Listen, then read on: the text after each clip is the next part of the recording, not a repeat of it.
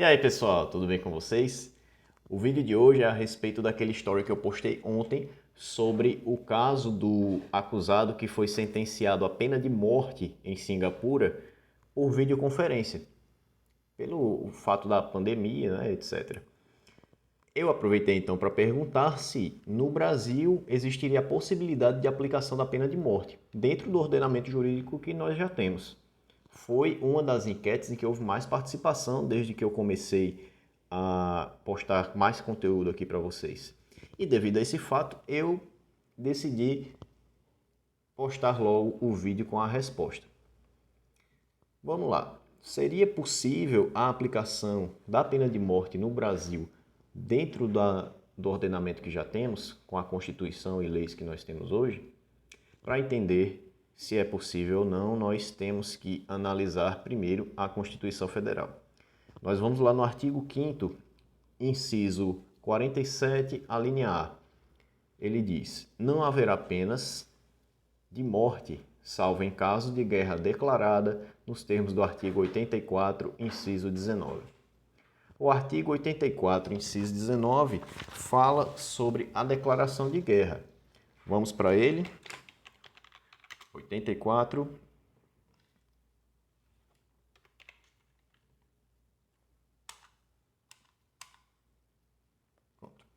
O artigo 84 diz: compete privativamente ao presidente da República, esse é o caput, inciso 19, declarar guerra no caso de agressão estrangeira, autorizado pelo Congresso Nacional ou referendado por ele, quando ocorrida no intervalo das sessões legislativas e nas mesmas condições decretar total ou parcialmente a mobilização nacional. Então, caso haja uma declaração de guerra nos termos do artigo 84, a declaração pelo presidente da República, referendada pelo Congresso Nacional, é possível a pena de morte. Em nenhuma outra situação é possível a pena de morte. Ok, gente? Partindo dessa possibilidade da aplicação da pena de morte no Brasil, nós vamos procurar saber como é que vai se dar essa pena de morte, como é que ela será executada. Vamos já para outro dispositivo legal. Agora nós vamos para o Código Penal Militar. No Código Penal Militar, gente, diferentemente do que preceitua lá o dispositivo da Constituição Federal que eu falei, ele já começa dizendo: as penas principais são a linha A, morte. Já é a primeira pena que o Código Penal Militar prevê. Certo? Ele não faz nenhuma ressalva, ele fala que é possível uma pena de morte. Ok? Bem, lá no artigo 56, nós vamos ver a previsão de como será executada essa pena de morte. E vemos que o artigo 56 diz: a pena de morte é executada por fuzilamento. Então, já entendemos que é possível a pena de morte no Brasil em caso de guerra declarada pelo presidente da República a outro estado estrangeiro, a outro estado, né, a um estado estrangeiro referendado pelo Congresso Nacional, e essa pena será executada por fuzilamento.